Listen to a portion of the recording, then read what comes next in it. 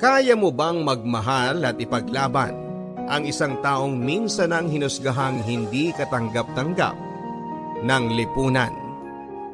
Dear Papa Dudut, binabati ko po kayo ang lahat ng ating mga kabarangay ng isang mapagpalang araw.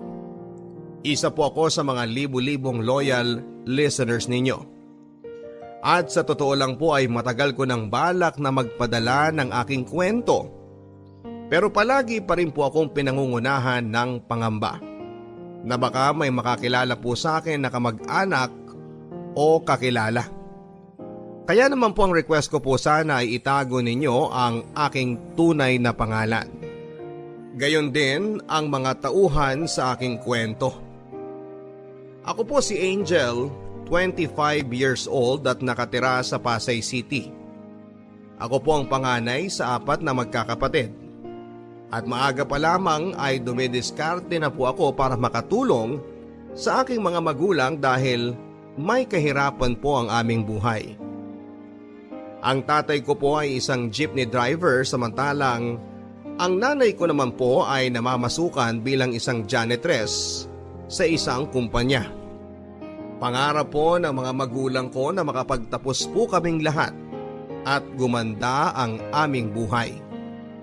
At sa kabutihang palad naman po ay wala naman po ang naging pasaway sa aming magkakapatid. At wala po ang naging repeater o bagsakan sa amin. Hindi man po kami katalinuhan pero nairaraos pa rin namin ang aming pag-aaral. Dahil sa sipag at tiyaga. Yun lang po talaga, Papa Dudut. Habang tumatagal ay lalo pong lumalaki ang gastos namin sa pag-aaral.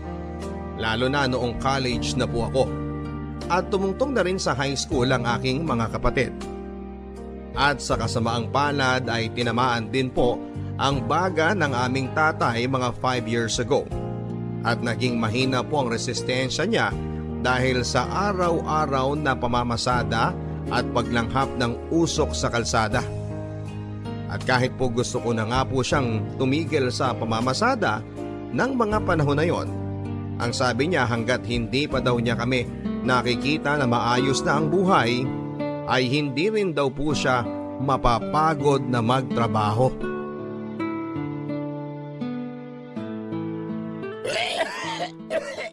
Ay nako, grabe naman yung ubo mo. Iinumin mo muna itong maligamgam na tubig ha at ipagahanda kita ng salabat para naman maging hawahan yung pakiramdam mo. Mabuti na lang at sakto din na sinigang itong niluto ko ngayon. Huwag ka na kayaan mo ng mamasada bukas. Wala ito. Sandali, inom lang akong tubig. Dahan lang. Bukas, wala na itong ubo ko. Tay, tama si nanay. Iba na naman yung tunog ng ubo mo ngayon. Baka ma-hospital ka ulit. Hindi. Wala na ito. Naku, huwag mo nang pigilan niyang ubo mo. Ay, siya, sige. Mamasada ka na nga bukas. Pero sa tanghali ka na umalis, ha? Sayang ang pasada. Kalahating araw ang mawawala. Kaysa naman ikaw ang mawala sa amin. Diyos ko naman, Elmer. Mag-isip-isip ka. Oo nga naman, tay. Magpahinga na kasi muna kayo bukas. Ay, hindi ako po pwedeng magpahinga. Mag-i-enrollment na ulit kayo. Kahit isang araw lang yan. Malaking kawalan yan. Huwag na po kayong mag-alala sa gastusin namin sa school. May trabaho naman po ako ngayon eh. Mag-i-endo ka na ulit, hindi ba? At saka, Angel, 2 taon ka na lang bago graduate. Gusto ko na nga rin munang patigilin ka dyan sa pagiging working student mo eh. Para hindi makasagabal sa pag-aaral mo. Tay, kaya ko naman pong pagsabayin ng pag-aaral at ang pagtatrabaho. Kumpara naman sa inyo, hindi hamak na mas malakas ang katawan at resistensya ko. Huwag niyo na po akong alalahanin. Ay, hindi yan ang pinupunto ko. Ang ibig kong sabihin, kahit pa malakas siyang katawan mo, mahirap mag-aral ang katawan at utak na pagod. Baka mamaya yan pa ang maging dahilan para madelay ka sa pag-graduate. Tay, gagraduate po ako. Pangako yan sa inyo ni nanay. Kahit na ano pang mangyari, hindi ako papayag na hindi ako makapagtapos sa takdang panahon. Gusto ko na rin po makakuha agad ng regular at mas maayos na trabaho pagka-graduate ko. Huwag niyo na po ako masyadong alalahanin. At yung stress, nakakadagdag pa sa sakit ninyo. Elmer, ay may punto naman itong si Angel. Hinay-hinay lang. Ilang araw na naman ulit yung ubo mong yan eh. Baka mamaya tuluyan ang bumigay ang baga mo. Mas malaking gastos yan. Ay nako, wag nga kayong OA. Alam ko ang katawan ko. Kaya ko ito. Saka simpleng ubo lamang ito. Ay nako, ewan ko ba sa'yo? Kailangan pa ba kitang ikadena dito para makapagpahinga ka naman? Nung nagsabog ng sipag at tiyaga ang Diyos, sinalo mo naman lahat. At parang nagdilang anghel po si Nanay Papadudut. Tumuloy pa rin po sa pagbiyahe si tatay sa kabila ng masama niyang pakiramdam. At pag uwi niya sa gabi talagang grabe na ang ubo at lagnat niya. Kinabukasan ay isinugod po namin siya sa ospital kahit pa nanlalaban siya dahil ayaw niyang gumastos. At doon na nga po namin nalaman na nagkatubig na nga po siya sa baga. At dahil nga po sa nangyari ay napagastos po kami ng husto sa pagpapaospital ni tatay. Sa awa naman ng Diyos ay na-discharge naman po siya matapos ang ilang araw at sa bahay nagpagaling na.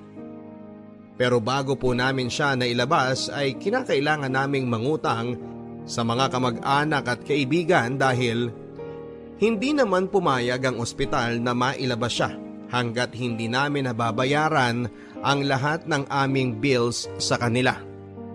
Ang buong sweldo ko po sa pinagtatrabahuhan ko ay napunta lang sa pagbabayad sa utang.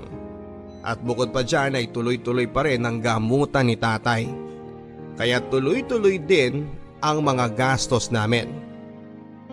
Kaya naman talagang naging desperado po ako ng mga panahon na yon para makakuha kaagad ng trabaho. Pero sa kasamaang palad ay wala po talagang mahanap, Papadudut.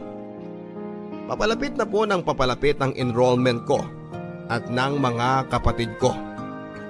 At walang-wala na po talaga kami. Kaya't iniasa ko na lamang po sa Panginoon ang kahihinatnan naming pamilya. Angel! OMG! Mary! Kumusta ka na? Uy, blooming ka! Naku, hindi. Nagkapera lang ng konti, kaya gumanda. Oo nga. Mukhang big time ka na ngayon, ah. Saan ka na ba nakalipat ng work? Naku, medyo nahirapan nga ako nun maghanap pagkatapos nating maendo. Pero ayun, sinwerte namang nakahanap din ako ng trabaho. So, saan ka na ngayon? Ha? Sa call center. Call center? Uy, may opening ba sila sa part-time? Ha? Naku, wala ngayon eh. Pero huwag ka mag-alala. Kapag nagkaroon, sasabihan kita kaagad. Grabe, ang hirap talagang makahanap ng part-time na trabaho ngayon. Karamihan talagang full-time ang gusto, no?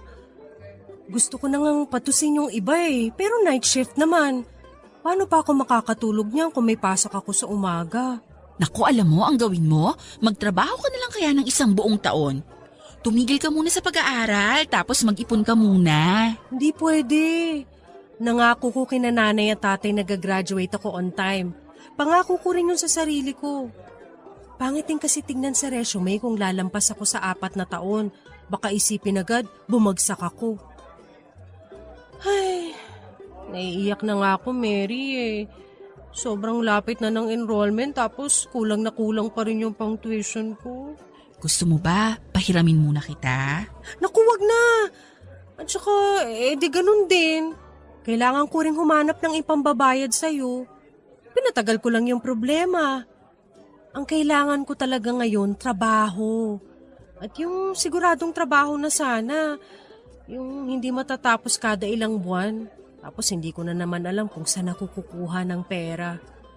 Lalo pa ngayong humina na talaga yung baga ni tatay kakapasada ng jeep. May mga utang pa nga rin kami nung huling na ospital siya eh. Naku, si tatay mo? Kawawa naman. Mary, kung Hindi mo mamasamain Magkano kinikita mo sa call center? Ay. Sige, aaminin ko na, Angel. Hindi ako sa call center nagtatrabaho. Ha? Saan? Basta. Bakit? Illegal ba? Hindi naman. Waitress ako sa isang KTV. Bakit? Anong masama sa pagiging waitress?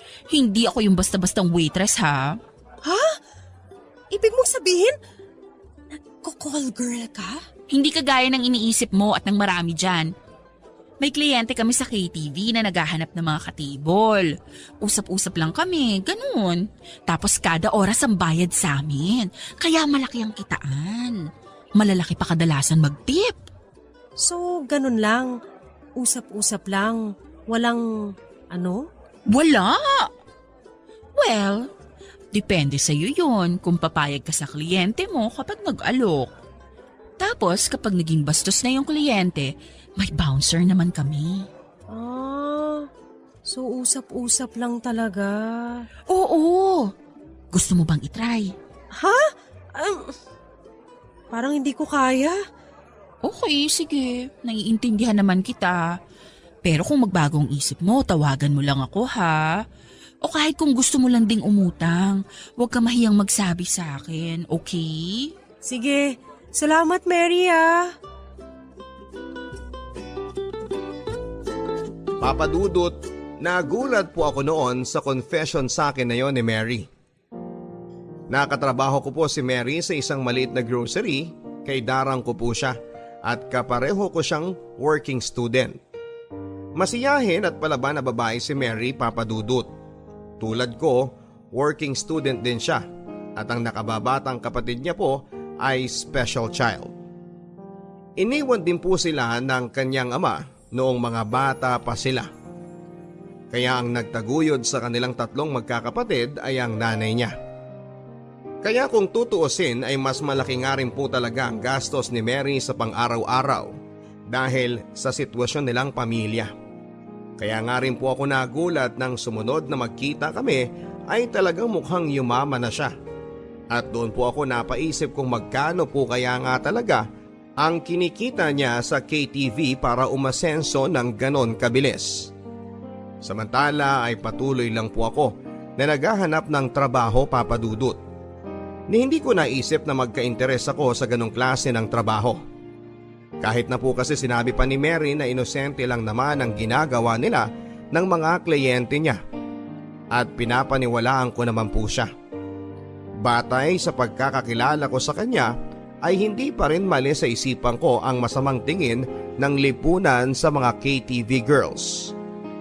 Pero nang papalapit na ang enrollment naming magkakapatid at nagagalit na rin ang mga pinagkautangan namin dahil may mga sarili din silang pinagkakagastusan sa perang ibabayad namin, ay unti-unti na po akong natempt na pumasok na rin sa KTV.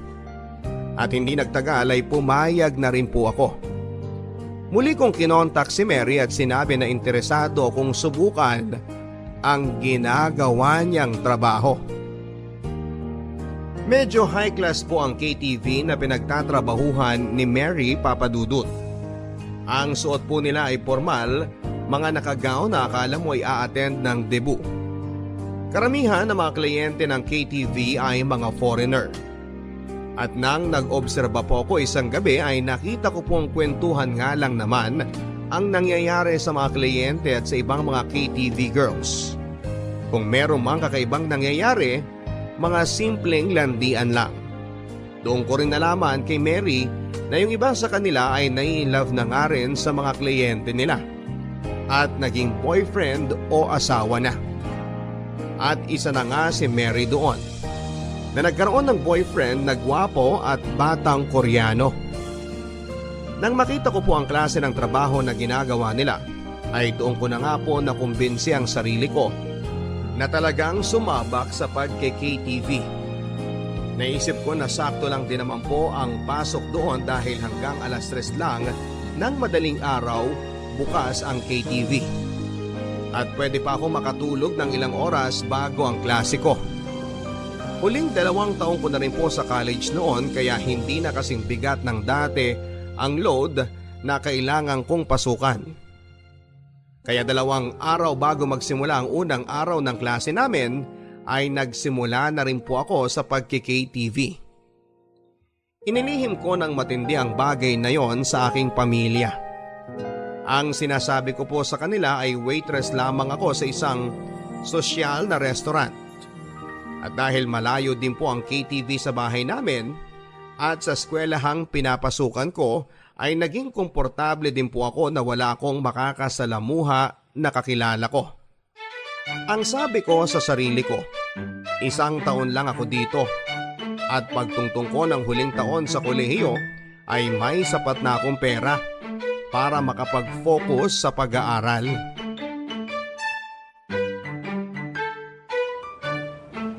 Miss! Miss! Sandali! Ano yon? Naiwan mo tong cellphone mo sa pila sa cashier. Hala! Naku! Salamat! Salamat ng marami. Naku, wala yun. Buti na lang pala ako yung kasunod mo sa pila. Kung iba nakakuha niyan, baka hindi na binalik sa'yo. Pwede ba akong makiupo dito? Sige, sure. Naku, maraming salamat talaga. Wala ako sa wisyo Puyat kasi ako kagabi. Naku, okay lang yun. Ano ka ba?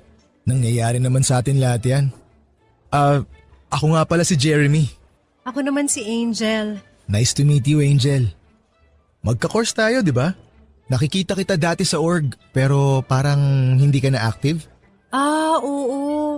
Nung second year kasi ako, hindi na nga ako nakakapag-active. Working student kasi ako kaya hindi ko na kaya magdagdag pa ng extracurricular activities. Wow!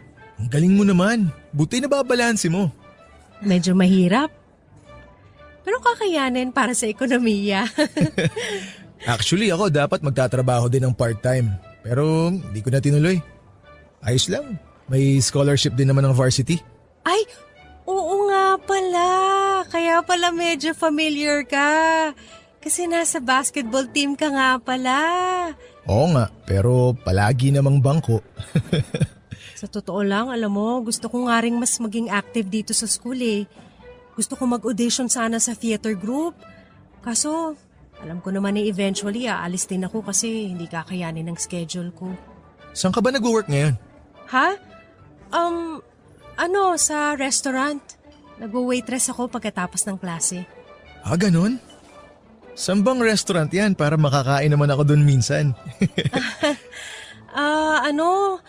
Malayo Sa restaurant na yung nasa loob ng isang building sa may Global City.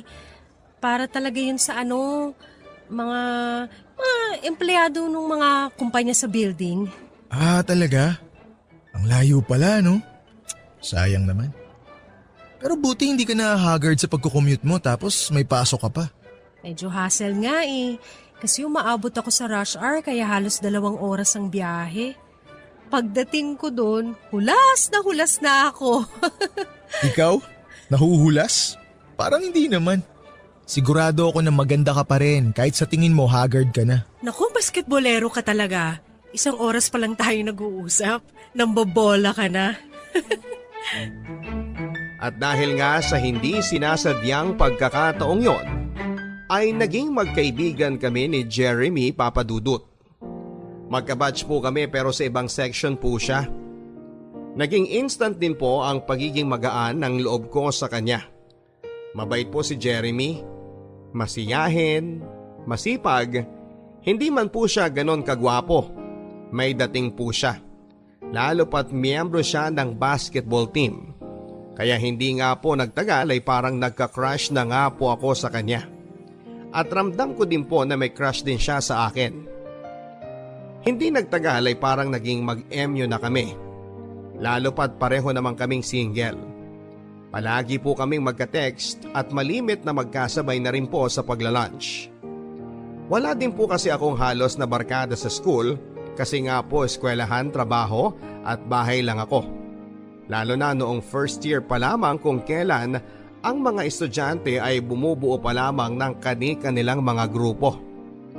Si Jeremy naman po ay halos ang mga barkada ay mga varsity din. Kaya naman minsan ay nahihila na rin po ako sa mga lakad nila. Gayon pa man ay may isa pa rin pong humaharang sa pagkakaibigan namin ni Jeremy.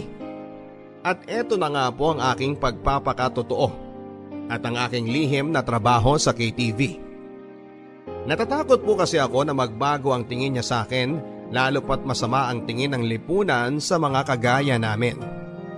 At para hindi na nga po manganak ang kasinungalingan ko sa aking totoong trabaho sa gabi, ay sa tuwing mapag-uusapan po namin ni Jeremy ang tungkol sa aking pag-working student, ay agad ko pong tinatapos o nililihis ang usapan.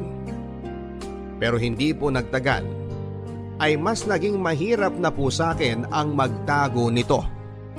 Lalo na noong nanligaw sa akin si Jeremy ng formal, at ako naman ay na-fall na rin sa kanya.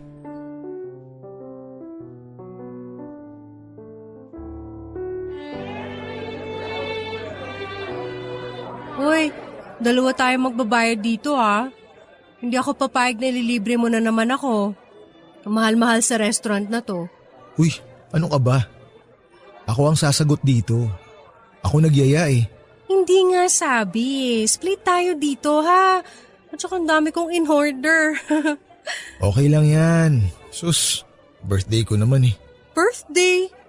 2 linggo nang nakakaraan yung birthday mo tapos libre pa rin to? Hindi na, maghati na tayo sa bill. Sumweldo naman ako eh. Ay, sige na nga. Pero may ibibigay muna ako sa'yo. Ha? Ano yun? Eto, Huh? Bakit may paregalo? Wala namang okasyon. basta. Nakita ko yan tapos naalala kasi kita. Ano naman kaya to?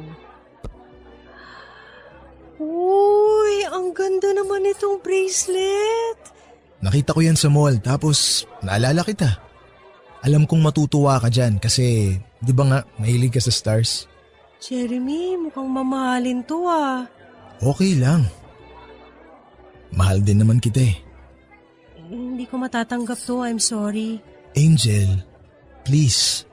Huwag mo sanang mamasamain. Hindi ako nagbubuhat ng bangko pero napapansin ko na gusto mo rin ako. Bakit hindi pwede? Jeremy, ayoko muna. Masyado ako maraming iniisip sa mga panahong to. Marami akong responsibilidad. Kailangan ko mag-focus sa pag-aaral. Di dalawa tayo. Angel, pareho naman tayo ng course eh. Magka-batch tayo. Di sabay tayong mag-aral. Hindi naman natin kailangan ng maraming quality time eh. Dahil nagkikita naman tayo sa school. At isa pa, tanggap ko naman na may trabaho ka. Basta, hindi muna pwede. Pero mahal mo ako. 'Di ba? Oo. So wala namang magbabago sa sitwasyon eh. Itutuloy lang natin yung ganito. Ang magbabago lang yung status natin from single to in a relationship na. Kaya hindi ko maintindihan, Angel. Jeremy, hindi mo pa ako lubos na kilala. Angel, ano ba kasi ang sinasabi mo na yan? Bakit? Anong klaseng tao ka ba? May kaso ka ba? Nagnakaw ka ba? Nakulong ka ba? Kung hindi ka naman nanlalamang ng kapwa, wala ka naman dapat na ipangamba. 'Di ba? Walang magbabago sa atin. Sige. Tingin ko dapat mo na rin namang malaman. Ano ba kasi yon, Angel? Jeremy, hindi ako sa restaurant nagtatrabaho. Okay. So, saan ka nagtatrabaho? Sa KTV. Sa KTV? Nagtatrabaho ka sa KTV? Bilang waitress? Bilang KTV girl. Ano? May mga kliyenteng pumapasok sa KTV. Gusto ng good time sa loob ng ilang oras. Yung iba naghahanap ng mga makakausap. Pipili sila sa amin tapos kapag nagustuhan ng isa sa amin… Tama na. Kapag nakapili na sila, iti-table na kami. Tapos… Tama na sabi! Sabi ko na nga ba eh. Ganyan na magiging reaksyon mo. Bakit? Wala naman akong nilalamangan ah. Tapos sasabihin mo walang magbabago? Sarili mo ang nilalamangan mo. Dahil nagbebenta ka ng katawan. Hindi ako nagbebenta ng katawan. Aliw oo, pero katawan hindi. Pero ano nga ba naman ang pinagkaiba nun sa'yo? Katulad ka rin nila. Wala ka rin palang pinagkaiba sa mga mapanghusgang tao. Ito na yung bracelet mo. At ito naman yung bayad sa kinain ko.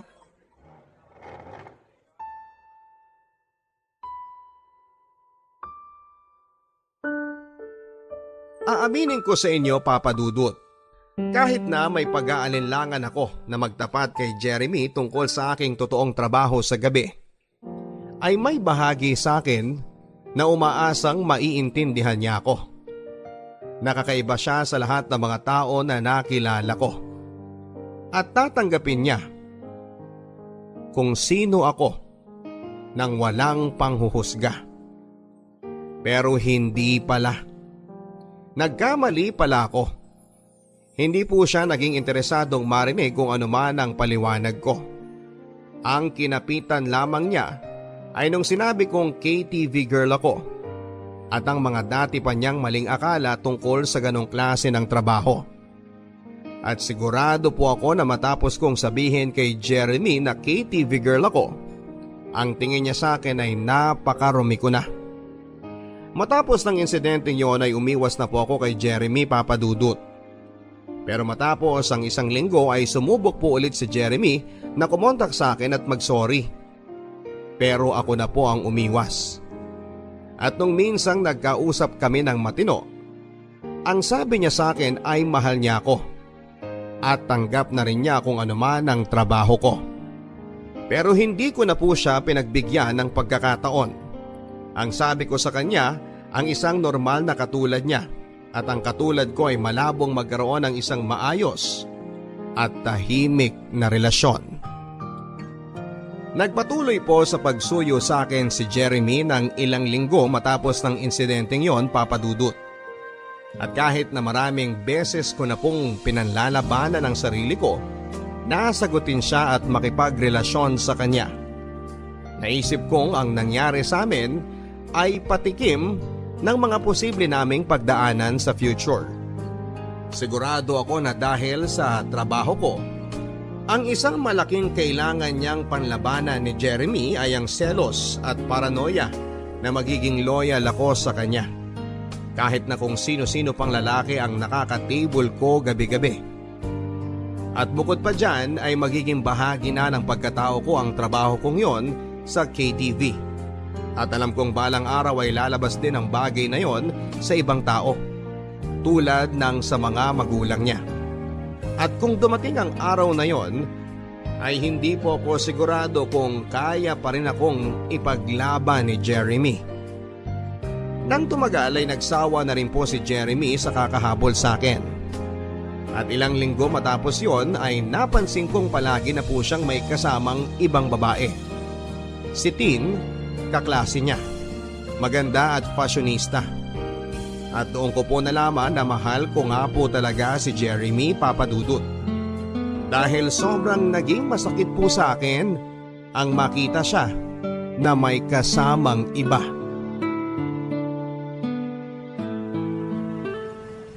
Angel! Oh, Jeremy, Angel, pwede ba tayo mag-usap? may trabaho ako ngayon eh. Angel, please. Kahit isang oras lang. Sorry, wala akong isang oras. Ito na yung bus. Angel! Ay, sorry po ma'am. Angel, please. Bakit ba? Siguro naman pwede na tayo mag-usap ngayon. Ano bang gusto mo? Angel, mahal pa rin kita. May girlfriend ka na, di ba? Nakipaghiwalay na ako kay Tin kagabi. Hindi ko na kayang lokohin pa yung sarili ko eh. Ikaw ang mahal ko. Jeremy, please. Huwag mo nang pahirapan ang sarili mo. Huwag mo na rin akong pahirapan. Angel, tanggap ko na. Tanggap kita kahit ano pa yung trabaho mo. Pero sa isip mo, marumi pa rin ako, di ba? Hindi. Wala na akong pakialam kung ano man ang trabaho mo. Ni hindi mo man lang ako pinakinggan nun, Jeremy. Hindi mo pinakinggan yung paliwanag ko. Nagalit ka kaagad. Hinusgahan mo kaagad ako. Pero niloko mo rin naman ako ah. 'Di ba? Kung hindi mo kinakahiya yung ginagawa mo, bakit hindi mo sinabi agad sa akin? Bakit nilihim mo? Bakit nagsinungaling ka? Sorry. Natakot lang din kasi ako na hindi mo ko matatanggap. Hindi ko rin naman akalain na magkakagusto ko sa'yo ng mga unang linggo nating pagkakakilala eh. Hindi pa kita mapagkatiwalaan na maiintindihan mo ko at hindi mo ko agad uhusgahan kapag nalaman mo. Tapos nung unti-unti na ako nagkakagusto sa'yo, doon na ako mas lalong natakot na mawala ka. At ganun na nga ang nangyari. Kaya Jeremy, mas makakabuti talaga kung kalimutan na lang natin ang lahat na nangyari sa atin. Mabuhay ka na lang ng matiwasay. Ayoko na rin guluhin pa ang buhay mo. Pero, paano kung gusto kong guluhin mo ang buhay ko? Angel, I want you in my life. Kahit na sino o ano pa ang nakaraan mo. Kahit ano pa ang maging desisyon mo. Igagalang ko. Gusto kong maging bahagi ka ng buhay ko. At gusto ko rin sana na maging bahagi ako ng buhay mo. Jeremy, nasasabi mo yung mga yan ngayon dahil hindi lang tayo ang involved. Paano kung mas lumalim na ang relasyon natin? Paano mo ko ipapakilala sa mga magulang mo? Kung ako nga mismo hindi ko pa masabi sa mga magulang ko. Tayong dalawa naman ang magsasama eh. At kung mahal din ako ng mga magulang ko, kailangan nilang tanggapin at igalang ang mga desisyon ko sa buhay. Kaya please, Angel, bigyan mo naman ako ng pagkakataon oh. Sumama ka sa akin ngayon sa trabaho. Magmasid ka lang. At pagkatapos ng gabing to, tsaka ka magdesisyon kung mamahalin mo pa rin ako. At kung ano man ang maging desisyon mo, igagalang ko. Ang akala ko ay tatanggi sa akin si Jeremy Papadudut, pero sumama po siya sa akin ng gabing yon. Pero sa totoo lang po ay gusto ko rin po naman talagang sumama siya sa akin para makita niya mismo ang klase ng trabaho na ginagawa ko. At para mapayapa siya na hindi yon tulad ng inaakala niya. At ng ibang tao kapag narinig ang trabaho ng isang babae ay KTV girl.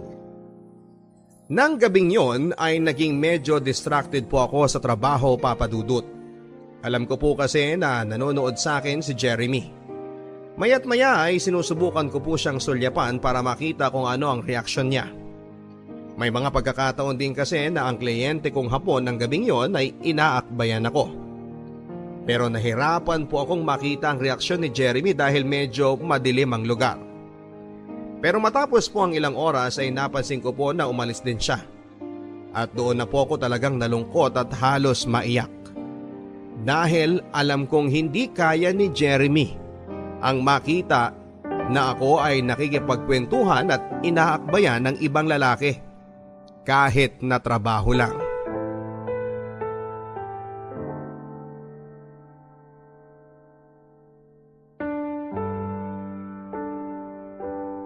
Angel.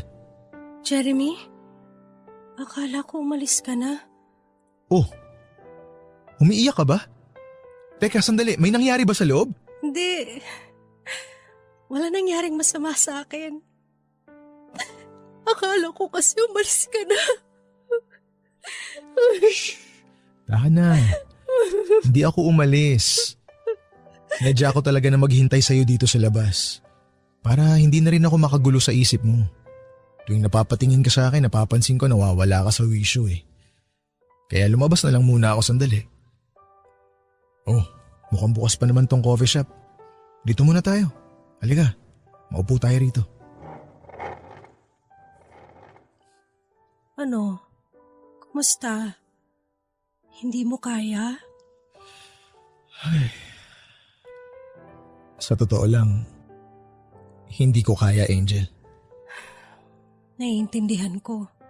Pero kahit na ganun, hindi pa rin nagbago ang nararamdaman ko para sa'yo. Ha? Mahal talaga kita, Angel. Ay. Nakita ko naman kanina eh, malayo yung inaakala ko sa totoong trabaho mo. Sa trabaho niyo, nakita ko na kwentuhan lang naman tsaka pakikipag-inuman ng habol ng mga customer. Habang nandito ako sa labas kanina, nag-research ako. Nakita ko na sa Japan uso rin naman yung ganito. May nakita nga ako na trabaho doon na hihiga lang yung babae tsaka yung customer na lalaki sa kama. Tapos yayakapin lang nung babae yung customer. Yun lang yun. Gusto lang nila yung pakiramdam na may umayakap sa kanila. Sa totoo lang, Jeremy, karamihan sa mga kliyente namin ganun. Karamihan sa kanila mga foreigner na malulungkot. Mga Hapon, Koreano, mga mahihina dumiskarte sa mga babae. Oo, mayroong mga bastos, pero karamihan sa kanila kita mong mababa ang tingin sa sarili na kailangan pa nila magbayad ng babae para mapansin sila. Ang lungkot naman. Karamihan ng mga tao iniisip na puro sexual lang ang ginagawa naming mga KTV girls. Pero kadalasan, para kaming psychologist. May kliyente ako dati, umiyak lang. Nagkwento tungkol sa asawa niya na hiniwalayan siya. Alam mo, sa tingin ko kahit papano, sa loob ng ilang oras, natulungan ko siya. Nakakuha siya ng kausap, ng taong pakikinggan siya at hindi huhusgahan. Pero paano kapag nagkagusto sa'yo? Paano yun kapag na-fall sa'yo? Hindi naman maiiwasan yon, pero syempre, kailangan ko lang ding dumistansya. At saka meron din naman kami mga bouncer dito. Kapag lumalampas na sa dapat yung kinikilos ng kliyente, sisenyasan lang namin sila at aawatin na nila. Pero paano kung nasa labas na? Mukhang delikado yun. Yun na nga lang. Pero sa awa ng Diyos, ayun, ligtas pa naman ako. Angel, napakabuti ng kalooban mo. At walang nagbago. Mahal na mahal kita. Jeremy, please huwag kang magbitiw ng salita na hindi mo kayang pangatawanan. Angel, hindi ko man kaya na makita ka na may napapasayang ibang lalaki. Pero pag-aaralan ko, pipilitin ko na labanan yung pagsiselos ko dahil mas matimbang ang nararamdaman kong pagmamahal para sa'yo. At kung mahal mo ako, ibibigay ko rin ang buong tiwala ko sa'yo na ako lang din ang mamahalin mo. Mahal din kita, Jeremy. Talaga? Mahal mo ako? So, papayag ka na maging tayo? Sige, susubukan ko. Subukan natin.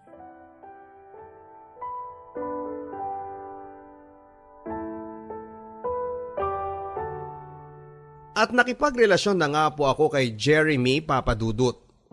At sa awa ng Diyos ay naging maayos naman po ang aming samahan. Sa katunayan nga po ay hinahatid at sinusundo po ako ni Jeremy sa trabaho ko. Natatakot daw po kasi siya na mapano ako lalo pat madaling araw na akong umuuwi at may kalayuan ng bahay ko sa KTV na pinagtatrabahuhan ko.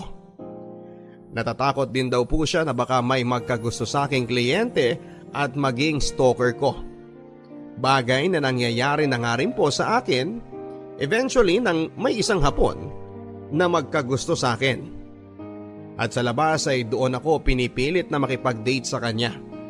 At kung wala nga po si Jeremy ay baka kung napano na ako ng gabing yon. Sa eskwelahan naman po ay malaking tulong din sa akin si Jeremy. Dahil magka-batch kami, sabay po kaming nagre-review kapag may exam. Kapag may mga nami-miss ako na mga notes dahil kung minsan ay inaantok ako sa klase dahil na rin sa puyat sa trabaho, ay pinapahiram niya ako ng notes. At sa awa ng Diyos ay naitawid naman po namin ang first sem sa kolehiyo dahil na rin sa aming pagtutulungan. Sa puntong yon, wala na po akong mahihiling pa sa Diyos. Nakakuha ko ng loyal at understanding na boyfriend. Nakakaipon ako ng malaki dahil sa trabaho ko at gumaan-gaan na po ang buhay naming pamilya. Gayon pa man ay nanatili pa rin pong lihim sa aking pamilya ang aking totoong trabaho. Hindi ko pa rin po makayana na umamin sa kanila. Dahil na rin po sa takot na masamain at damdamin nila yon ng husto. Lalo na ang tatay ko. Nasa puntong yon ay labis na rin ang self-pity dahil pakiramdam niya ay wala siyang kwentang ama dahil sa kanyang sakit. Kaya nagpasya ako na ilihim ang aking totoong trabaho sa kanila at dalhin na lamang ang bahaging yon ng aking buhay hanggang sa aking kamatayan. Kahit pa sinabihan ako ni Jeremy na baka mas makakabuti na magtapat na rin ako sa pamilya ko kesa naman sa iba pa nila malaman. Kaya naman nagpasya na rin po ako na hindi ko na nga po paaabuti ng 1 taon ng pagtatrabaho sa KTV. Meron po akong sinet na target na ipon at kapag naabot ko na po yun ay kaagad na rin po ako mag-resign. Alam ko po kasi na habang nagtatagal ako sa KTV at habang may nakakasalamuha ako sa lugar na yon, ay mas lumalaki ang tsansa na marami pa ang makaalam ng aking trabaho. At nang malapit ko na nga pong maabot ang target na ipon ko, ay doon naman po nagbiro ang pagkakataon, Papa Dudut. Akala ko'y napakaswerte ko ng nilalang, pero sa isang iglap ay parang bigla kong dinagukan dahil isang gabi may isa akong hindi inaakalang makakadaumpalad sa KTV. At yon ay si Makoy, ang katim ni Jeremy sa basketball.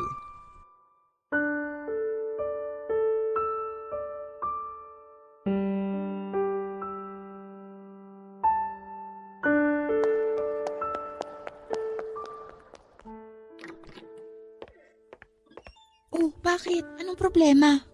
Mary, yung kakapasok lang na kasama ng mga Koreano, kilala ko yung Pinoy na kasama nila. Ha? Si Makoy yun, ka-varsity ni Jeremy. Anong gagawin ko? Eh di wala. Alam na rin naman ni Jeremy ang tungkol sa trabaho mo, hindi ba? O bakit ka magkakaroon ng pakialam dun? Mary, masama ang ugali niyan. Sinubukan na kong pormahan yan kahit na kami na ni Jeremy. Eh ayun na nga, alam na rin naman ni Jeremy eh. Hindi yun yung kinakatakot ko. Paano kung ipagkalat niya? Angel, may kliyente ka sa table 13. Mary, anong gagawin ko? Paano kung siya yan? Angel, kung siya man yan, nakita ka na niya. Kung siya makatable mo, eh di mas maganda para makaharap mo siya at makausap.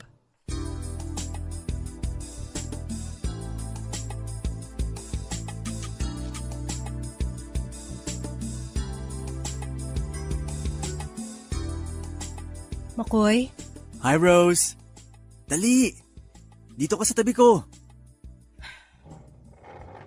So, Rose pala ang KTV girl name mo ha. Mas bagay naman kasi yung Angel, mapanlin lang eh. Makoy, para lang malinaw, may rule kami dito sa KTV na walang bastusan. Table-table lang to. Usap-usap lang.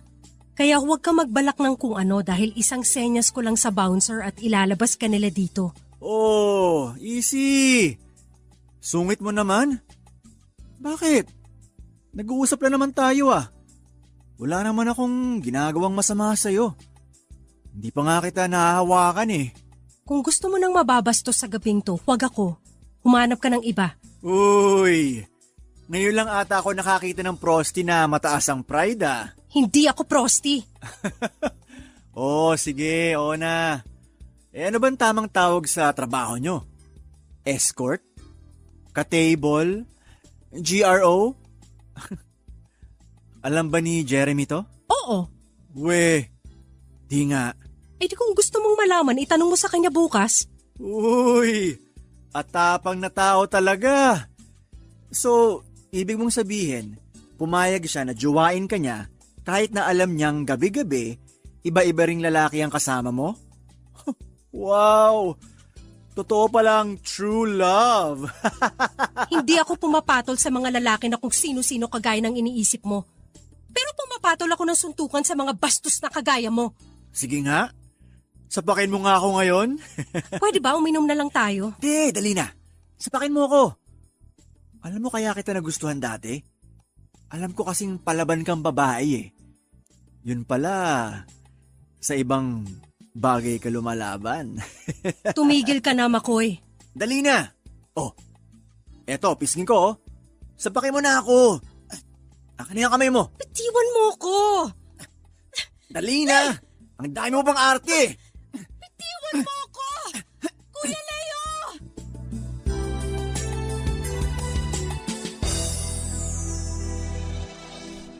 Agad na nirespondihan naman po ako ni Kuya Leo, ang bouncer namin sa KTV ng gabing yon. Pinalis po ang grupo nila sa KTV para hindi na magkagulo pa. Samantala, pinayagan naman po ako ng mabait kong manager na huwag na munang tumanggap ng iba pang kliyente sa gabing yon. Agad ko pong tinawagan si Jeremy at nagpasundo. At pagdating po niya ay doon ko ikinuwento ang nangyari. At hindi ko po akalain na yon ang magiging unang away namin ni Jeremy, Papa Dudut. Noon ko lang po na-realize kung gaano pala talaga kahirap kay Jeremy ang pigilan ng sarili niya na maparanoid at magselos. At ngayong kakilala pa niya at mas malala pa si Makoy pa ang naging kliyente ko na notoryo sa pagiging basagulero at playboy sa eskwelahan namin. At ramdam kong medyo natamaan ng pride ni Jeremy. Pero mabuti na lamang po talaga at mahal namin ang isa't isa. At matibay na ang aming relasyon, kaya't nagkaayos din po kami ng gabing yon.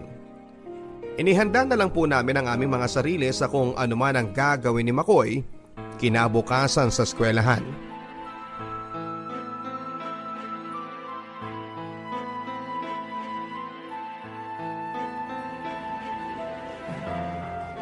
Hi, Rose.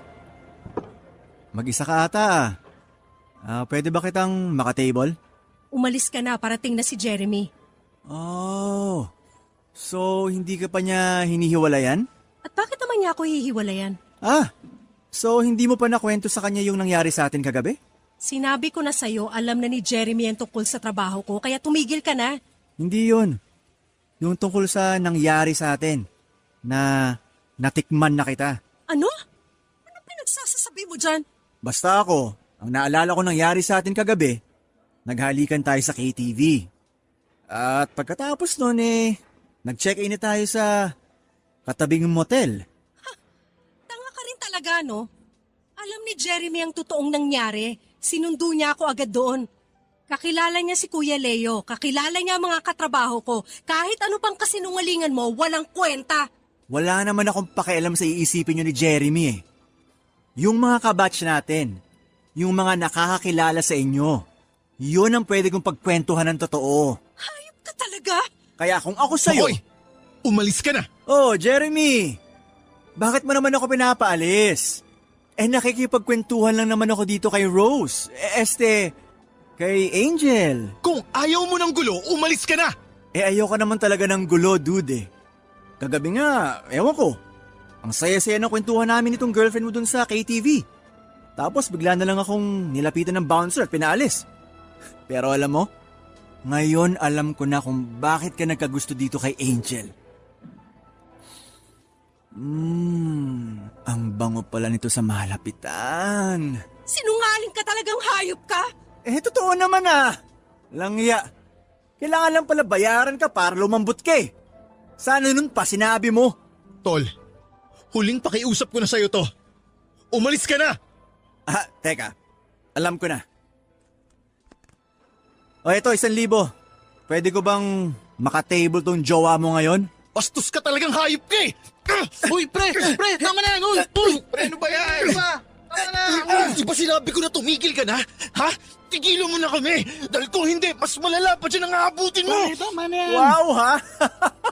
Ang yabang Alam nyo ba kung bakit ako gustong bugbugin ito? Makoy! Dahil nalaman ko kagabi na itong jowa niya, Ayaw mo talaga tumigil ha? si Angel, anghel sa umaga, prosti sa gabi. Sinabi ko tumahimik ka na Hindi yan totoo. Huwag kayong maniwala sa kanya.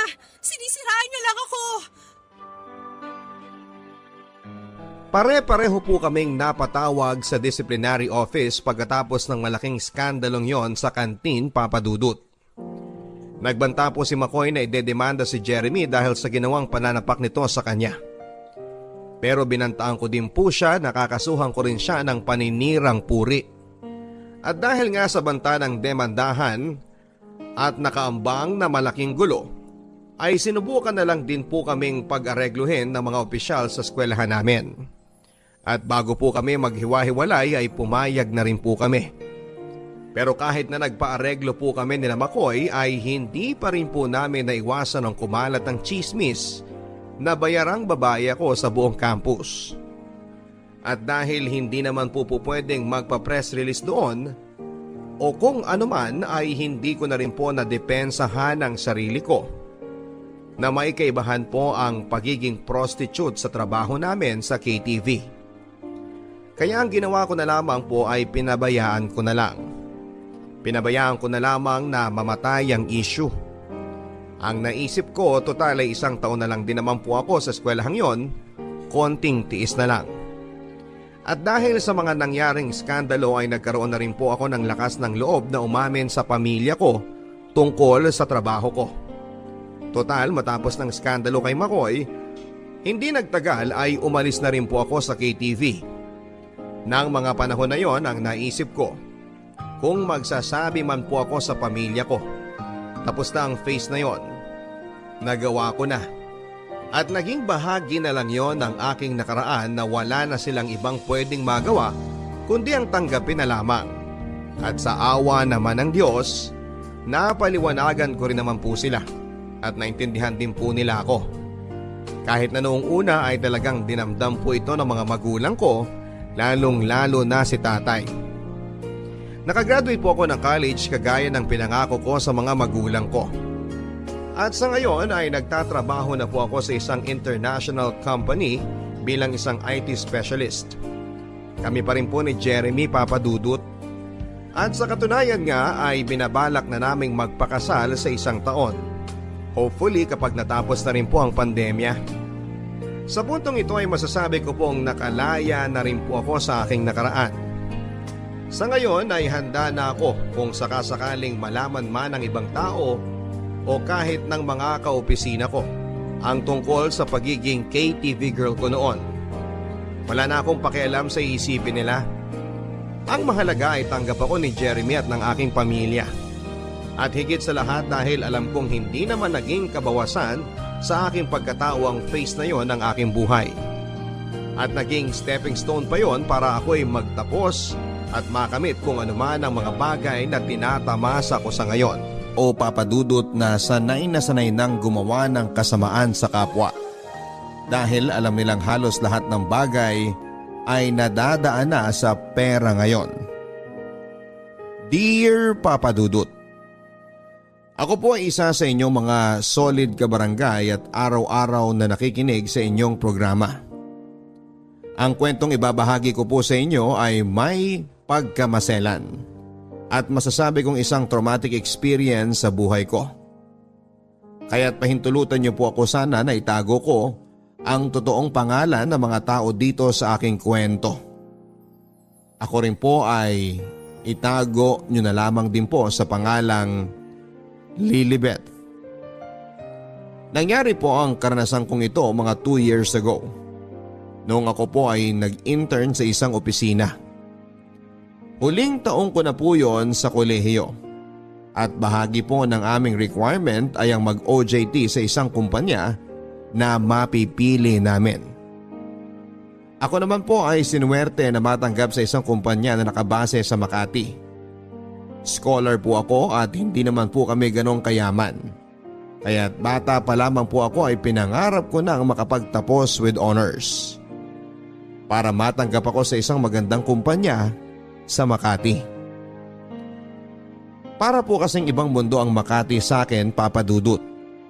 Kapag nadadaan po kasi ako doon at nakakakita ako ng mga magagara at matataas na building, pati na mga empleyadong magaganda, ang mga uniforme at mukhang mga hindi pinagpapawisan, ay nakakaengganyo po sa akin ang husto na pagpursigihan ko nang maging bahagi din ako ng mundong yon. Kaya naman po laking tuwa ko talaga nang matanggap po ako sa kumpanya na aking inaplayan. Sa pakiwari ko po noon, yun na ang unang hakbang sa pagtupad ng aking mga pangarap. Kaya plinano ko na rin po na makapag-iwan ng magandang record sa kumpanyang yon. Para kapag nakagraduate na po ako, ay malaki po ang tsansa na ma-absorb o matanggap din ako ng kumpanyang yon. At maging isang permanenteng empleyado nila. Pero ang hindi ko po akalain na mga sandaling yon, Papadudut, ay ang pangarap ko pong yon ay mauuwi po pala sa isang bangungot. Good morning po, Sir Marcelo. Hi, please have a seat. Okay, so congratulations sa first day mo rito. And as an intern, for now, ang main duties mo lang naman dito sa department ay mag-file ng mga resume, mga data entry task, and some small errands like photocopying papers, tumawag sa restaurants kapag may meetings at kailangang magpa-deliver, mga ganun. Okay. Copy po, sir. Alam ko medyo parang wala pang silbi masyado yung mga ganyang bagay. Pero syempre, intern ka pa lang eh. Medyo mahirap din naman bigyan ka ng mas mabigat na responsibilities dito sa department. But then again, kahit na ganun pa lang ang ibibigay naming responsibilities sa'yo, ang maganda naman dyan, makakapag-observe ka na rito at ma-feel mo na ang culture na magtrabaho sa isang kumpanya.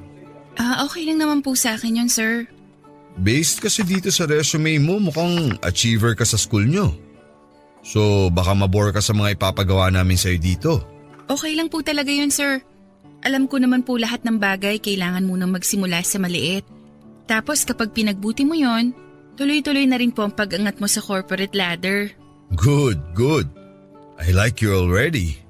And you know what? Let's see. Baka nga ilang linggo pa lang mabigyan na kita ng mas mabigat na responsibility. I could definitely use a personal secretary right now. Okay po, sir. Pagbubutihan ko po. So, tell me something about yourself. Siyempre, magkaka-work na tayo dito. Parang magiging isang pamilya na rin tayo. So, I want to get to know you a little better. Tungkol po sa akin? Oo, pamilya mo, saan ka nakatira? 3 po kaming magkakapatid. Ako po yung second, yung kuya ko po nasa abroad po. Oh, okay. So, nangangarap ka rin bang mag-abroad? Sa totoo lang po, ayoko. Ayoko po kasing iwanan mga magulang ko. Kita ko rin po kasi kung gaano kahirap sa kuya ko ang ma-homesick at mag-adjust sa kultura sa ibang bansa. That's good. And totoo yan. Mahirap talaga sa ibang bansa. Anyway, so, anything else? Love life? May boyfriend ka na ba? Wala po, sir. Talaga? Sa ganda mong yan, wala ka pang boyfriend? Pero for sure, nagka-boyfriend ka na dati. Wala pa po. NBSB. Talaga? Neneng-nenay ka pa pala. Pero okay yan. Minsan ang mga boyfriend, distraction lang yan sa mga pangarap, di ba? Opo, sir. Nagsimula po ng maayos ang unang meeting namin ni Sir Marcelo Papadudut. Pero habang tumatagal, ay mas nagiging personal na po ang mga tanong niya.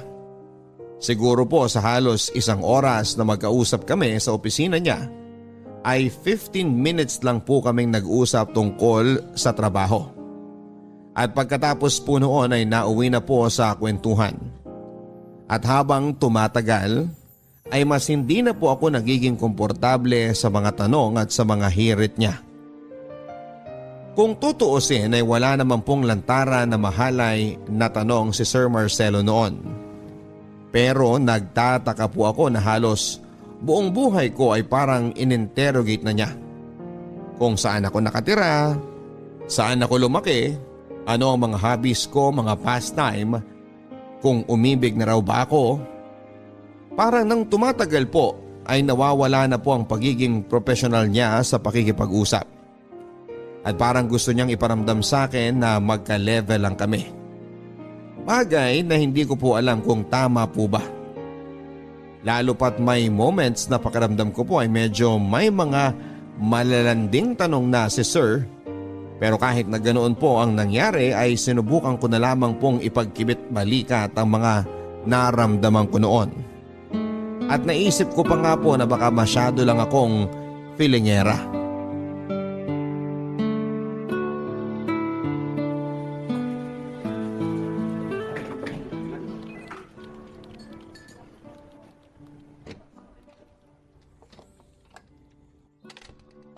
Sir, tawag niyo po ako?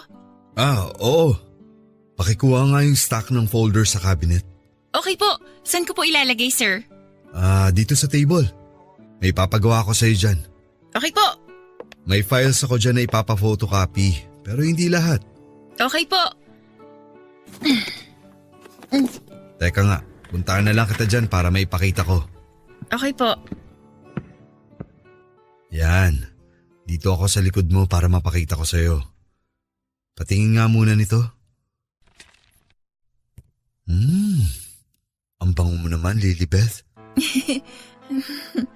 Teka. Hindi itong folder na to. Teka, ito. Ipa-photocopy mo tong 5 pages na to. Okay po, sir. Ito rin. Etong lahat ng laman nito. Anong pabango mo? Po? Hindi nga po ako nagpapabango eh. Baka yung conditioner ko po. Kaya pala ang ganda rin ng buhok mo. Maalaga ka pala talaga sa katawan. Eto rin. Ipa-photocopy mo yung first 5 pages nito. Okay po. Teka, natatandaan mo ba kung alin sa mga to ang ipapa-photocopy mo? Opo. Sige nga, ano? Ano po? Yung first 5 pages po nito, tapos yung first 5 pages din po dito sa folder na to. Mali. Lahat ng laman nito ipapa-photocopy mo, di ba? Opo. Sorry po, sir. Okay lang yan. Ang bilis mo naman madistract. Okay, sige. Yang mga yan na muna ang ipa-photocopy mo para hindi ka mahirapan. Tapos pagkatapos mo, balikan mo na lang dito yung iba, okay? Okay po. Matapos po ng mga isang linggo ng pag-i-intern ko sa opisina, ay nakaramdam na po ako ng pagkailang kay Sir Marcelo Papadudut. May pagka-touchy po kasi siya at parang walang araw pong lumipas nang hindi niya ako hinahawakan sa braso, sa balikat o sa kamay. Gayunpaman ay binigyan ko pa rin po siya ng benefit of the doubt. Nag-obserba po ako sa ibang mga kaopisina ko kung ganon din po ba siya sa kanila. And to be fair din po ay medyo mahilig talaga siyang humawak ng tao. Mapa babae man o lalaki. Ang naisip ko na baka talagang parte lamang yon ng kanyang personality. At para rin siguro maging komportable sa kanya at hindi ma-intimidate ang ibang mga empleyado.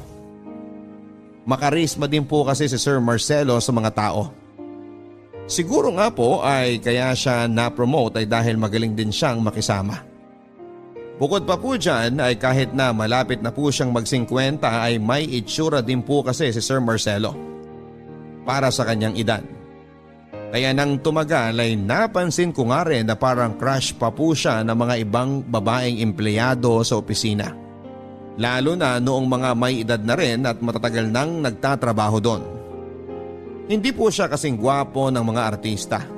Pero may dating po kasi siyang parang bad boy at bagets kung siya ay pumorma.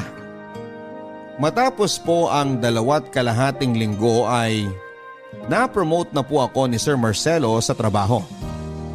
Ginawa niya po akong personal assistant at dahil personal assistant niya po ako ay madalas na rin po niya akong pinagtatrabaho sa loob ng opisina niya. Pero dahil din po sa nangyaring pag-promote sa akin ay nakaramdam na po ako ng ibang pakikitungo sa ibang mga empleyado sa akin. Pakiwari ko po kapag tinitingnan nila ako ay may iba na silang tingin. At hindi ko po alam ay doon na nagsimula ang tsismisan sa opisina tungkol sa amin ni Sir.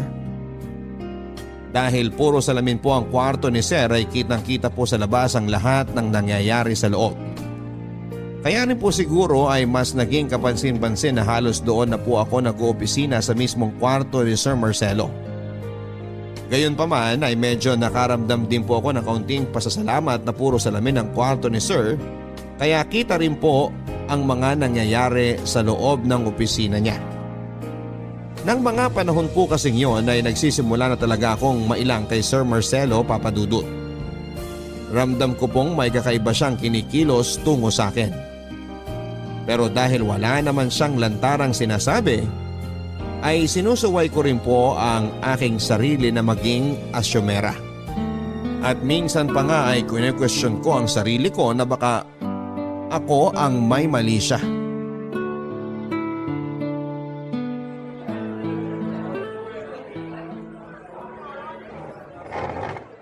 Sige, dito ka na umupo. Thank you po, sir. I'll have a 500-gram medium rare Wagyu cubes and red wine. Okay po, sir. And ma'am?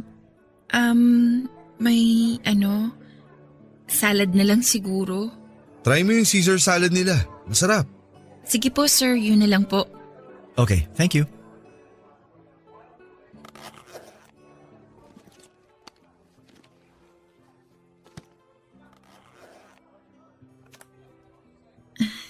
Sir, ang liit pala ng table dito. Ang hirap magtrabaho. Oh, bakit nagbubukas ka na ng laptop? Kalimutan mo na muna yan. Akala ko po maghahabol po tayo ng deadline nung... Kalimutan mo na muna yung trabaho. Mag-enjoy muna tayo. Okay po. Grabe din pala yung laptop mo, no? Parang ang bigat niya na. Dinosaur na. Wala pa po kasing budget si Mama para mapalitan tong laptop namin. Ganito, ibibili kita ng bagong laptop. Po? Well, kailangan mo rin naman yun sa trabaho. Pero gumagana pa po tong laptop namin. Pagpahingayin mo na yan. Maawa ka naman dyan. Gawin mo na lang yung backup. O kaya para sa mga kapatid mo. Ayoko rin namang laspagin yung laptop mo para sa mga trabaho natin sa opisina. Sige po, sir. Kayo po bahala. Bukas may gagawin ka ba? Wala naman po. Ganito, susunduin kita sa inyo. Tapos pumunta tayo sa mall para makapamili ka ng laptop. Sir, baka naman po may extra dun sa opisina. Yun na lang po ang gagamitin ko habang nag-i-intern ako. Wag na. Regalo ko na yun sa'yo. Po? Bakit po? Kasi mabuti at masipag kang intern. At baril lang naman yun sa akin. Sus. Sigurado po kayo, sir? Oo naman. Alam mo kasi Lilibeth, galante talaga ako sa mga taong gusto ko. Pera lang naman yan eh. Gamit lang yan. Hindi malaking bagay ang mga yan sa akin. And nasa point na rin naman ako ng buhay ko na hindi ko na pinoproblema ang pera. Gusto ko na lang i-enjoy ang buhay at pasayahin din yung mga tao na malapit sa akin. Okay. Sige po, sir. Maraming salamat. Yan. Yan lang naman ang gusto kong marinig. Nang sinabihan po ako ni Sir Marcelo na ibibili niya ako ng laptop dahil nagustuhan niya daw ang performance ko bilang intern. Matapos lamang ng halos 1 buwan na pag-i-intern. At habang kumakain pa kami sa isang mamahalin na resto na kaming dalawa lang ay naging iba na po talaga ang pakiramdam ko, Papa Dudut. Pero sa puntong yun po talaga ay pinapaniwala ko pa rin ang sarili ko na baka talagang galante lang si Sir Marcelo. Lalo pa't pagkatapos naman namin kumain ay totoo nga naman na nagtrabaho pa rin kami ng kaunti sa resto. Kinabukasan ay natuloy nga po kami sa lakad namin ni Sir Marcelo. Sinundo niya po ako sa bahay namin gamit ang kanyang magarang kotse. At tumuloy na nga po kami sa isang tindahan ng electronics para ibili ako ng laptop. Umabot po sa 50,000 ang binili sa aking laptop ni Sir Marcelo, Papa Dudut. Sa katunayan ay napagkamalan pa nga po kaming magtatay sa shop. Bagay na parang hindi kinatuwa ni Sir Marcelo. Gusto ko na nga pong tanggihan ang laptop dahil naging iba na po talaga ang pakiramdam ko noon. Pero hindi na po ako pinatanggi ni Sir Marcelo at sinabihan akong wala lang daw sa kanya ang halagang yon.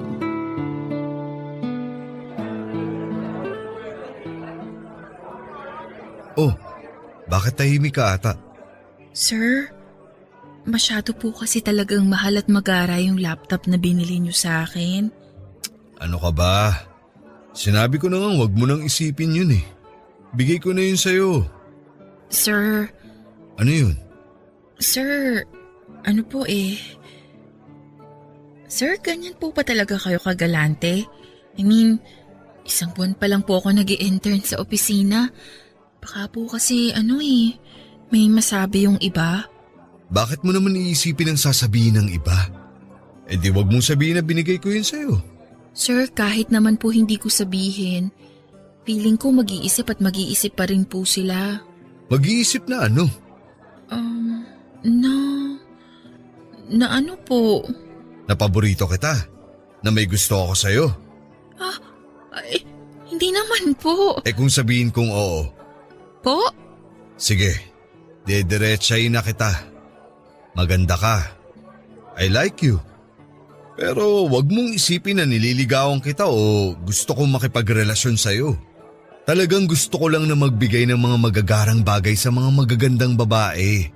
Yan ang trip ko sa buhay. It makes me happy. Parang sugar daddy po? Oh, bakit naman yan agad ang naisip mo? Sorry po. Hindi naman po yun ang ibig kong sabihin.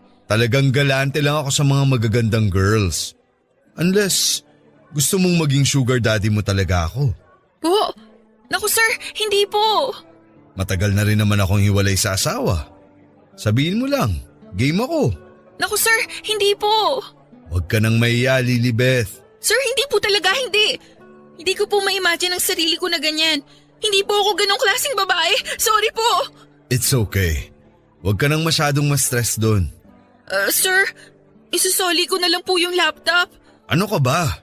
Huwag mong gagawin yan. Bigay ko na nga yan sa'yo eh. Dami mong arte. Masyado mong pinapakomplikado ang mga bagay. Sobrang na-shock po ako sa mga sinabi sa akin yon ni Sir Marcelo Papadudut. May kutob na po ako na may gusto siya sa akin at may mali siya ang pagbibigay niya sa akin ng laptop. Pero pinanlalabanan ko pa ang aking kutob at pilit na kinukumbinsi ang aking sarili na inosente at mabuting tao lang talaga si Sir. At ako ang may problema at malisyosa. Napakawalang muwang ko lang po talaga noon, Papadudot, pero ang nakakabigla po talaga sa nangyari ay kung paanong napaikot ni Sir Marcelo ang sitwasyon para palabasin na ako ang may gusto na maging sugar daddy siya. At dahil hindi po talaga ako mapakali at hindi na nga po ako nakatulog dahil sa nangyari, ay kinalunisan ang sumunod na linggo ay binalik ko na po talaga ang laptop ni Sir. Hindi ko na nga po ito binuksan dahil ayoko nang may masabi pa siya. At para rin madaling maisoli sa nabilhang shop. Hindi po agad tinanggap ni Sir Marcelo ang pagsusoli ko ng laptop. Pero nagpumilit po talaga ako, Papadudut. Para rin wala nang masabi laban sa akin. Ngunit minamasama po ni Sir Marcelo ang pagsusoli ko ng laptop. At mula nga po noon ay ginawa na niyang bangungot ang internship ko sa opisina nila. Mula po nang binalik ko ang laptop na ibinigay sa akin ni Sir Marcelo ay naging mas cold at stricto na rin po siya sa akin.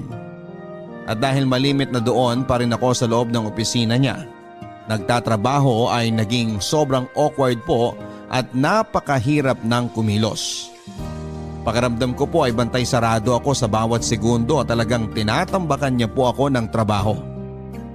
At dahil nga po sinoli ko ang laptop na bigay niya ay wala rin naman po akong ibang magamit na computer sa opisina. Ay ginamit ko na lamang pong muli ang mabagal at lumang laptop namin sa bahay. Isang araw ay may pinaparush po na trabaho sa akin si Sir Marcelo. At kinailangan ko pong mag-download ng isang app online dahil hindi ko po mabuksan ang file na ibinigay niya. Pero nang na-download ko na po ang app na yon, ay bigla na lang pong nasira ang computer ko. Virus po pala. Nabura po ang lahat ng files pati na ang pinaparush sa akin ni Sir Marcelo. At nang mangyari po yun ay talagang natulala na lamang po ako, Papadudut. Dahil sigurado ako na hindi po ako mapapatawad ni Sir sa nangyaring kapalpakan.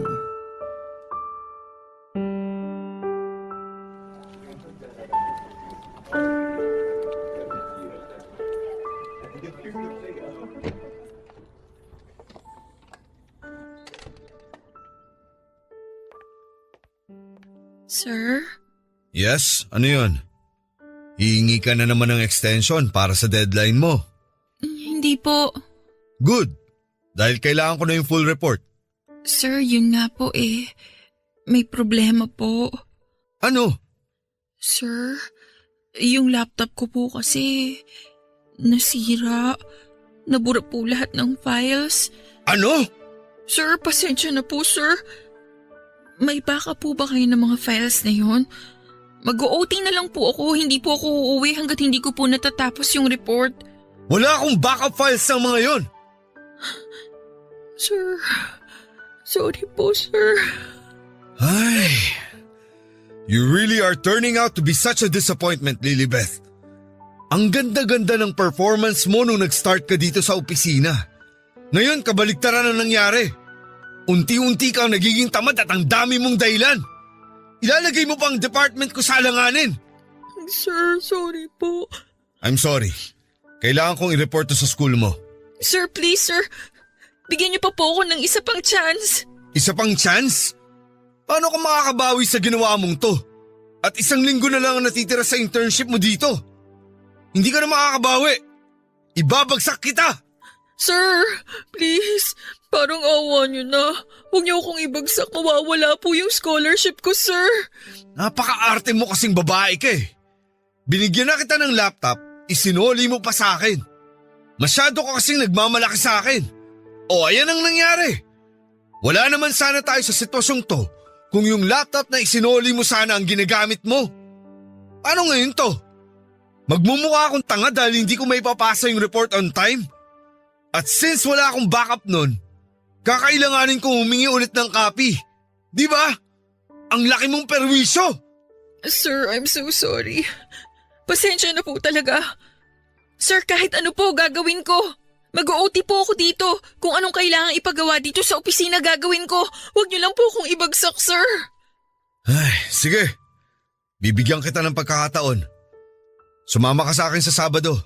May business trip ako. Po?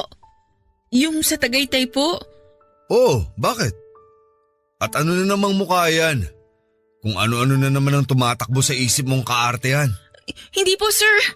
Alam mo, yung kaartehan mo nagdala sa'yo sa problemang to. Tingnan mo ngayon, umaarte ka na naman. Ayusin mo nga yung mukha mo. Hindi po, sir. Sige po, sir. Sasama po ako sa inyo. Mabuti naman. At magdala ka ng damit dahil 2 gabi tayo ron. Pag-uwi ko po sa bahay ay grabe po ang kabang naramdaman ko, Papa Dudut. Alam ko pong may mali sa pag-aaya ni Sir Marcelo sa akin sa kanyang out of town at overnight na business trip. Lalo pat umamin na siya sa akin na may gusto siya sa akin. At kahit nasabihin niya pang ako lang ang may mali siya sa utak at wala naman talaga siyang pakay kundi ang magkaroon ng assistant sa kanyang business trip, ay hindi ko po maalis sa isipan ko na pwede po akong mapahamak sa pagsama kong yon sa kanya. Gayon pa man ay takot na takot din po ako na bumagsak sa aking internship. Lahat po ng pagsisikap at pagiging masigasig ko sa pag-aaral ay mapupunta lamang sa wala. Higit sa lahat ay mawawala pa ang scholarship ko. Bukod pa sa magiging napakasama ng pagbagsak ko sa internship ko, sa aking school records at future na rin sa mga a-applyang trabaho. Kaya't pikit mata po akong sumama kay Sir Marcelo, Papa Dudut. Nilakasan ko na lamang po ang loob ko at nagdasal na hindi po ako mapahamak sa out of town na yon.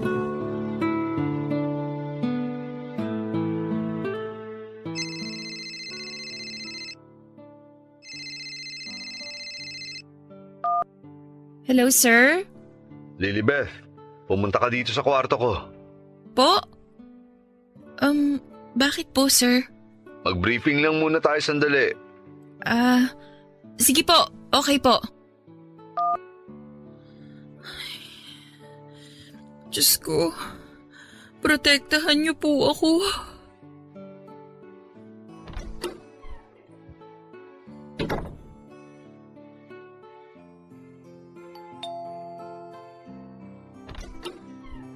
Good evening po, sir.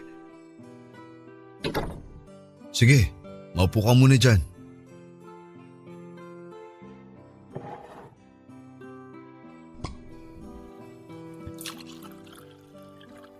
Oh, uminom ka muna. Sir, hindi po kasi ako umiinom. Relax. Mababa lang alcohol content niyan. At matamis yan. Gusto yan ng mga babae. Okay po. O di ba? Masarap? Opo. Sir, tungkol po ba saan yung briefing natin? Ano po bang itinerary ninyo bukas? Wala na. Tapos na lahat ng meeting ko ngayon.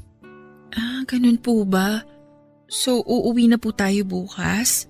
Hindi pa. Po? Bakit po? Nag-book talaga ako ng ekstrang araw at gabi para makapag-relax. Besides, last week mo na next week sa internship, hindi ba? So, treat ko na rin to sa'yo. Okay po. Sige lang, uminom ka pa. I-celebrate natin ang pagtatapos mo ng internship at pagkapasa mo. Talaga po, sir? Pasado na po ako. Oo. Salamat po. Salamat po ng marami. O sige, uminom ka lang dyan. Sabahin mo ng mga cold cut and cheese dyan. Masarap yan ang magkasabay. Magsa-CR muna ako. Okay po, sir.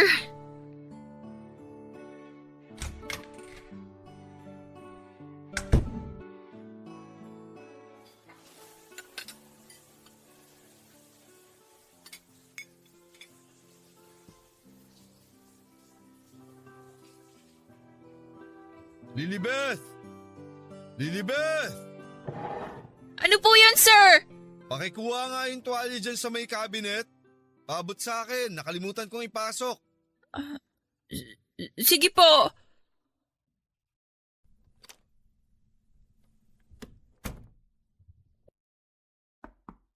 Sir, ito na po yung tuwalya ninyo. Salamat. Diyos ko! O bakit?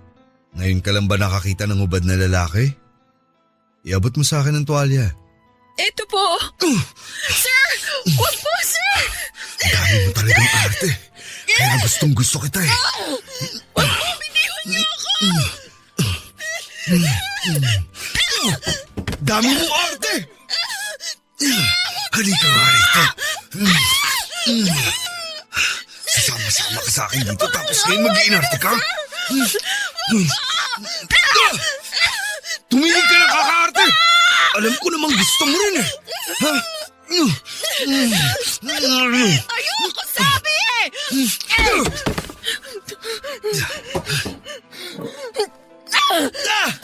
Aray! Bumalik ka nga rito! Lilibet!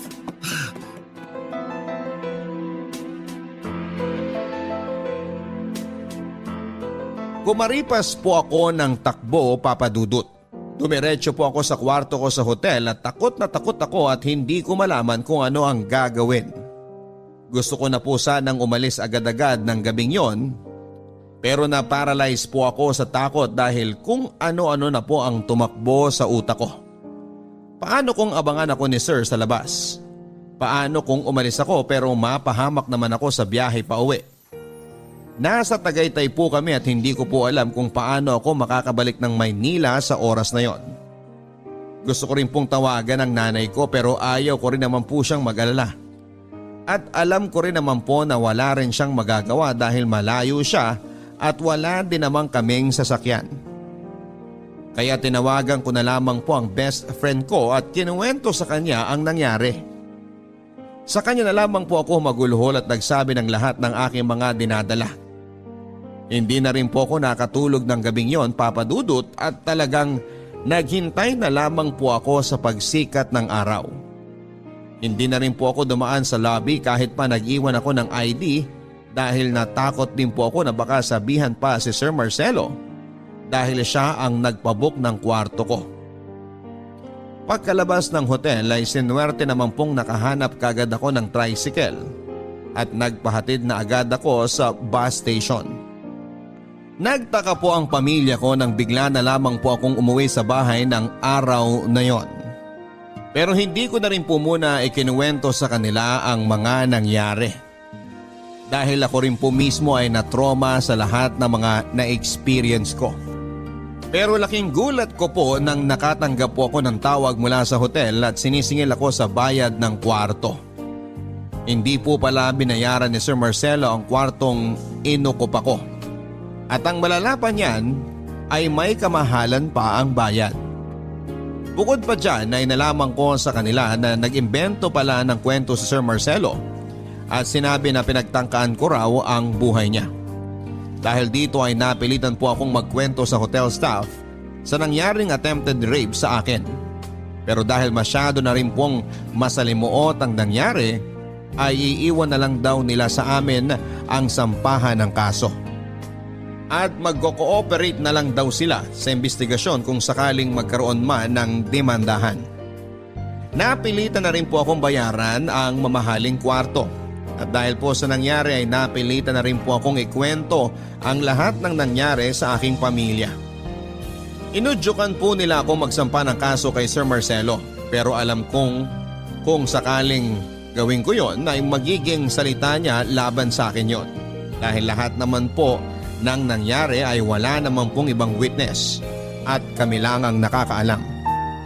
Gayon pa man ay nilakasan ko na rin po ang loob ko at nagpasama na rin po ako sa kaibigan ko na mag-report sa pulis sa tungkol sa mga nangyari.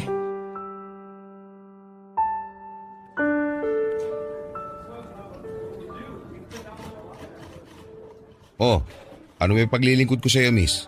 Sir, gusto ko pong magsampa ng kaso. Anong kaso? Attempted rape po. Attempted rape? Kanino? Sa boss ko po. Paano at saan nangyari? Sa isang hotel po sa Tagaytay. Sa hotel? Bakit kayo nasa hotel? May business trip po kasi siya tapos sinama niya ako. O tapos? Tapos po pinapunta niya ako rin sa kwarto niya nung gabi. Tapos nagsabi po siya na maliligo lang daw siya. Pagkatapos po nun, tinawag niya ako at pinaabot yung tuwalya dahil nakalimutan daw niya. Tapos lumapit naman po ako at inabot ko. Tapos pagbukas ko po ng pinto, hubad na po siya at doon niya po ako pinagtangkaang gahasain. Ano ba ang trabaho mo sa kumpanya? Intern pa lang po ako. Intern ka pa lang pero sinama ka na sa personal niyang lakad sa Tagaytay? Hindi po. May mga meeting po siya doon. Parang may team building kayo ron, ganon. Hindi po. Kaming dalawa lang po.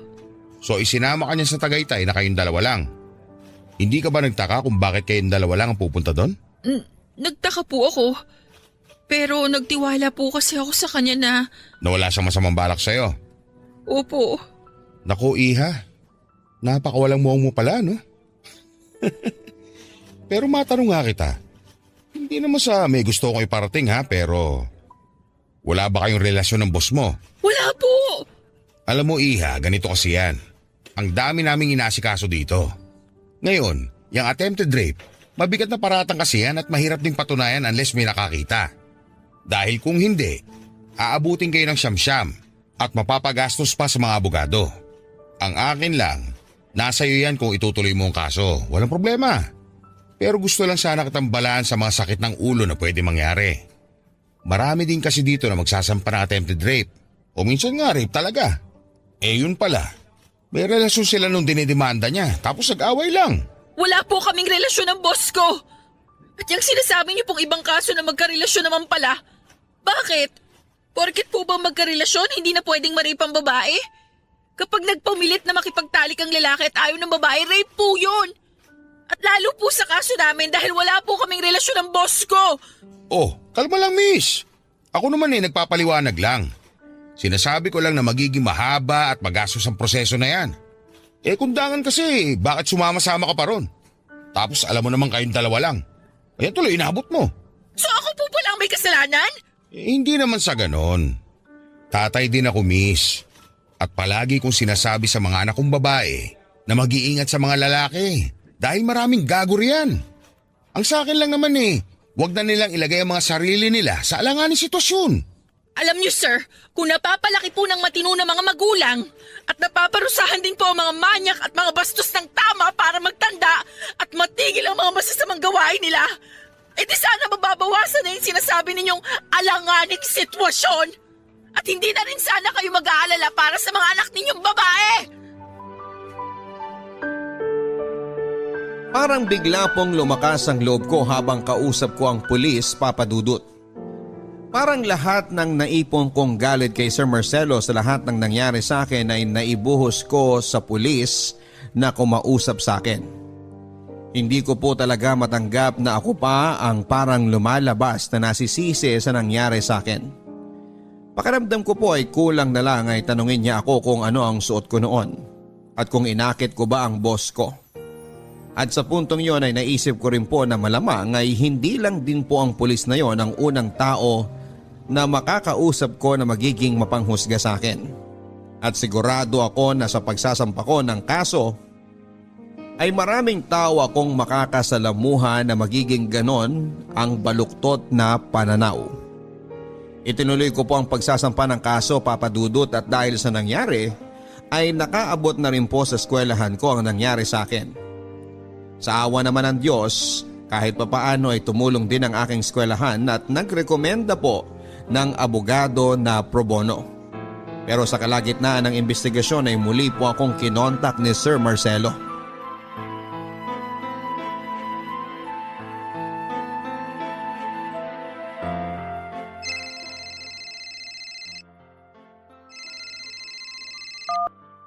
Hello? Lilibeth, Sir Marcelo? iatras mo na yung kaso mo dahil alam mong matatalo ka lang. Hindi. Hindi ko iaatras ang kaso. Magkano bang gusto mo? Magkano? Huwag niyo na ako akong bastusin. Tama na yung minsan na akong pumayag na magpabastos sa inyo. Ibang-iba ka na dun sa tatay-tahimik na Lilibeth nung bagong pasok ka sa opisina. At dapat po, noon pa ako nanlaban sa inyo. Nanlaban? Saan? Anong pinagsasabi mo? Ayan na naman kayo eh. Hanggang ngayon, binibilog niyo pa rin ang utak ko. Dapat nakinig ako sa kutob ko noon eh. Maang-maangan pa kayo na wala kayong gusto? Yun pala, sa mga panahong yun, baka hinahalay niyo na ako sa imahinasyon ninyo. Hoy! Huwag kang makapal yung mukha mo. At wala akong alam dyan sa sinasabi mo. Mag-isip ka nga. Sa yaman kong to, kaya kong bumili ng kahit na sinong babae na di hamak na lamang at mas maganda pa sa'yo. Sino ka ba sa akala mo? Tandaan nyo, wala man tayong taong witness sa mga nangyari. Merong mga CCTV sa mga lugar na pinuntahan natin. Saan? Sa mga restaurant? Sa hotel kung saan tayo nag-meeting? Hoy, babaeng sinungaling! Ako ang pinasok mo sa kwarto ko sa hotel nung gabing yon. At binato mo ko ng baso sa ulo at ninakaw mo ang wallet ko. Napakasinungaling nyo? Siguro nire-record nyo to, no? Gusto nyo may masabi ako na pwedeng ikalito ko at pwede ninyong magamit laban sa akin sa korte. Buwang kang babae ka. Ang bobo mo. Dapat nga magpasalamat ka at binibigyan pa kita ngayon ng pagkakataon na iatras ang kaso. Dahil alam na alam ko naman na pera ko lang ang habol mo. Hindi! Hindi ko iaatras ang kaso! Mabubulo kayo sa kulungan! Hoy, babaeng magnanakaw! Ikaw ang mabubulok sa kulungan!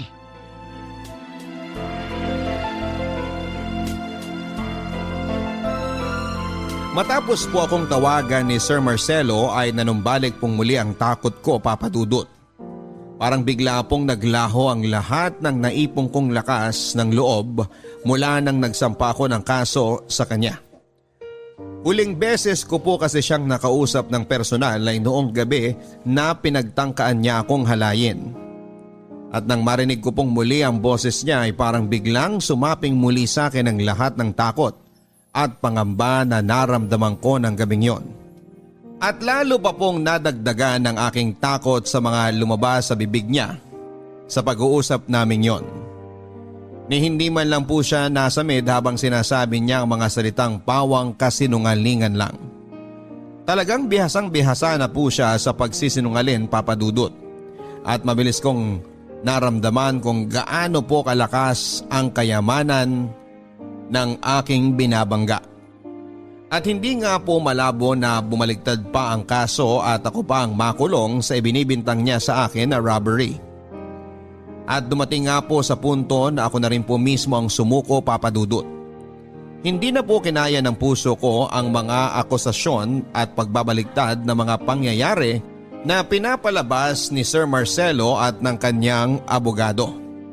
Ako na nga po ang pinagtangkaang halayin habang tumatagal ay parang ako pa ang napapahiya sa mga ibinibintang nila. at labag na labag man po sa loob ko. Lalo pat matapos ng lahat ng aking pinagdaanan at ng aking pamilya ay nakipag-ayos na lamang po ako sa kanya.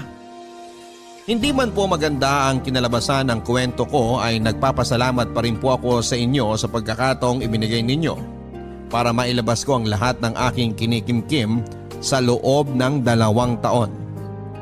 Sana kahit na dito man lang sa inyong programa ay maisiwalat ko ang totoong nangyari. Nakatago man ang aming mga totoong pangalan ay parang malaking tinig na rin po ang nabunot sa aking dibdib, Papa Dudut. Matapos kong mailahad dito ang lahat ng totoong nangyari. At sana po ay magsilbi na rin pong paalala sa mga tao kung gaano ka-unfair ang mundo. Malas talaga kapag ikaw ay pinanganak na mahirap at walang koneksyon sa lipunan. Samantalang ang mga mayayaman ay tila malayang nagagawa ang lahat ng nais at kapritsyo nila.